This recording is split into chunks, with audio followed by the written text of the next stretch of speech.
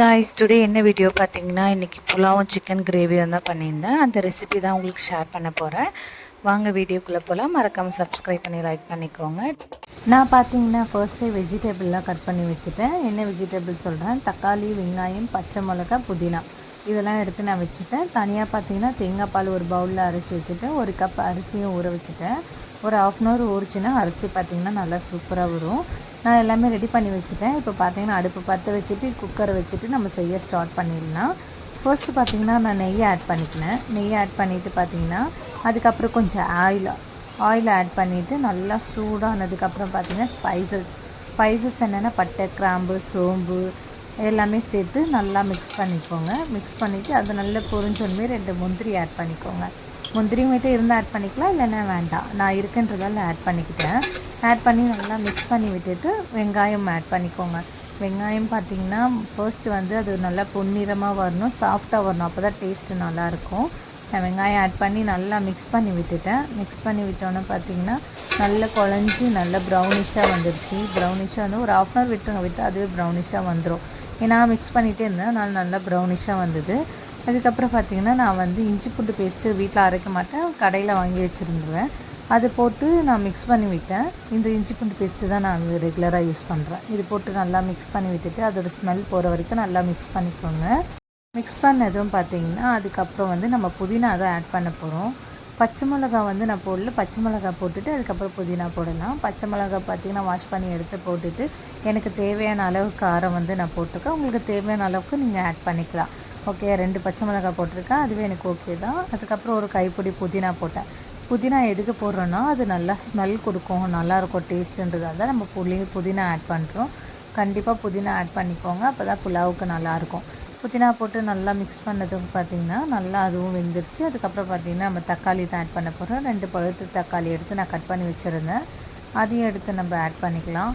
Add பண்ணி பார்த்திங்கன்னா நல்லா மிக்ஸ் பண்ணி விட்டுருங்க. நான் வந்து கொஞ்சம் உப்பு ஆட் பண்ணிக்கிட்டேன், ஏன்னா சீக்கிரமாக வேகுன்றதால கொஞ்சம் லைட்டாக உப்பு ஆட் பண்ணி நல்லா மிக்ஸ் பண்ணி விட்டுட்டேன். அது நல்லா குலைவாக வதக்கணும். நல்லா அது வந்து எப்படி சொல்கிறதுனால சாஃப்டாக இருக்கணும். சாஃப்டாக வதக்குனா தான் நம்ம வந்து நெக்ஸ்ட் தேங்காய் பால் ஊற்ற முடியும். பாருங்கள், இந்த அளவுக்கு வதங்கினா போதும். அதுக்கப்புறம் வந்து நம்ம தேங்காய் பால் ஊற்றிக்கலாம். தேங்காய் பால் பார்த்திங்கன்னா நான் எடுத்த கப் அளவுக்கு தான் நம்ம வந்து பால் ஊற்ற போகிறோம். பால் பார்த்திங்கன்னா நான் 1 கப்பு அரிசி எடுத்திருந்தேன். அந்த கப்பால் வந்து நான் 2 கப்பு வந்து தண்ணி ஊற்ற போகிறேன்.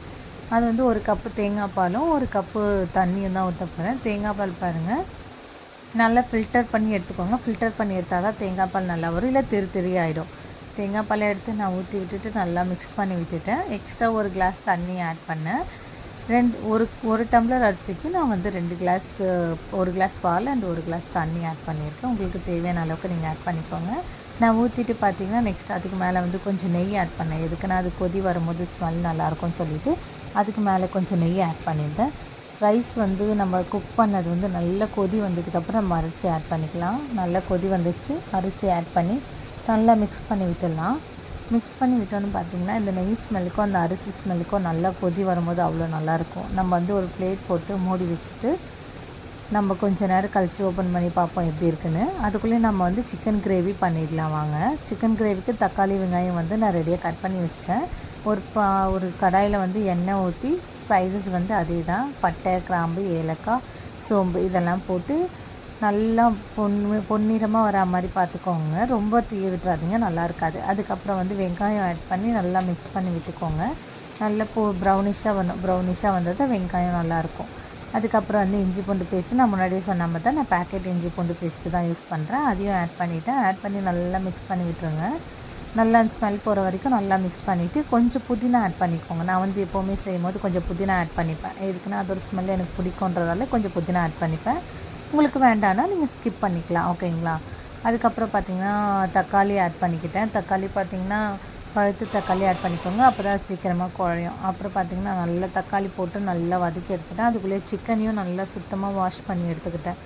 சிக்கன் பார்த்திங்கன்னா நாங்கள் ½ kg தான் வாங்கியிருந்தோம். நல்லா எடுத்து வாஷ் பண்ணி வச்சுட்டு இப்போ நம்ம வதக்கி வச்சதில் வந்து நம்ம ஆட் பண்ணிக்கலாம். தக்காளி, வெங்காயம் வதக்கி வச்சிருந்தோம்ல, அதில் வந்து சிக்கன் ஆட் பண்ணி அது கொஞ்சம் நேரம் குக் ஆகட்டும். அதுக்குள்ளேயே நம்ம புலாவ் எப்படி வந்திருக்குன்னு பார்ப்போம் வாங்க.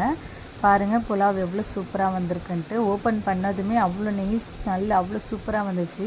என் ஹஸ்பண்ட் புலாவ் உடச்சி பார்த்தாங்க, அவ்வளோ சாஃப்டாக உதிரியாக வந்திருந்தது. நாங்கள் எதிர்பார்க்கல இவ்வளோ சூப்பராக வரும்னு சொல்லிட்டு புலாவ் நல்லாவே இருந்துச்சு, சூப்பராக வந்துச்சு. நீங்களும் ட்ரை பண்ணி பாருங்கள். நான் சொன்ன மெத்தட்லேயே ட்ரை பண்ணி பாருங்கள், கண்டிப்பாக நல்லாயிருக்கும். அதுக்கப்புறம் சிக்கன் கிரேவிக்கு மசாலா தான் எடுத்து வச்சுருந்தேன். நான் எப்போவுமே ஆக்சுவலாக சிக்கன் மசாலா தான் யூஸ் பண்ணுவேன். அது ஒரு 2 டேபிள் ஸ்பூன் போட்டுட்டு, அப்புறம் பார்த்திங்கன்னா தனி மிளகாத்தூள், காஷ்மீரி தூள் 2 டேபிள் ஸ்பூன் போட்டுக்கிட்டேன். அதுக்கப்புறம் வந்து தனியாத்தூள் 1 ஸ்பூன் போட்டுக்கிட்டேன். இதெல்லாம் வந்து நல்லா அந்த சிக்கன் வெந்து வந்துடுச்சு. அதில் போட்டு ஆட் பண்ணி நல்லா மிக்ஸ் பண்ணி எடுத்துக்கோங்க. மிக்ஸ் பண்ணோன்னா கிரேவி இப்படி தான் இருக்கும். கொஞ்ச நேரம் கொதிக்க விட்டுட்டு அதுக்கப்புறம் வந்து தண்ணி ஆட் பண்ணுங்கள். ஏன்னா அது ஸ்மெல் போகணும். ஸ்மெல் போகாமல் நீங்கள் தண்ணி ஊற்றிட்டிங்கன்னா அந்த பச்சை ஸ்மெல் வரும். அதனால் கொஞ்சம் தண்ணி ஆட் பண்ணிவிட்டு நல்லா கொதிக்க விட்டுருங்க. இது கொதி வந்ததுக்கப்புறம் நம்ம எப்படி இருக்குன்னு பார்ப்போம். கண்டிப்பாக இந்த சிக்கன் கிரேவி நல்லாயிருக்கும். ஏன்னா ரெகுலராக இதை நான் எப்போவுமே செய்கிறது தான். ரியலி ரொம்ப சூப்பராக இருக்கும். வாங்க நம்ம கொஞ்ச நேரம் குக் ஆகட்டும், அப்புறம் நம்ம பார்க்கலாம் எப்படி இருக்குன்ட்டு. பாருங்கள் எவ்வளோ சூப்பராக வந்திருக்குன்னு. அந்த கிரேவி அப்படியே பதமாக அவ்வளோ சூப்பராக வந்திருக்கு. சாப்பிட அவ்வளோ டேஸ்ட்டாக இருந்துச்சு. ரியலி ரொம்ப சூப்பராக இருந்துச்சு. கண்டிப்பாக நீங்களும் ட்ரை பண்ணி பாருங்கள். ட்ரை பண்ணிட்டு எப்படி இருக்குன்ட்டு மறக்காமல் கமெண்ட்டில் சொல்லுங்கள். நான் இப்போ சாப்பிட்டு காட்டுறேன் உங்களுக்கு எப்படி இருக்குது பாருங்கள். எப்படி உதிரியாக வந்திருக்கு. அந்த ரைஸ் எடுக்கும் போதே அவ்வளோ சூப்பராக இருக்குது. எந்த ரைஸும் உடையவே இல்லை, அவ்வளோ சூப்பராக வந்துச்சு. மறக்காமல் லைக் பண்ணி சப்ஸ்கிரைப் பண்ணி சப்போர்ட் பண்ணுங்கள். நெக்ஸ்ட் இன்னொரு vlogல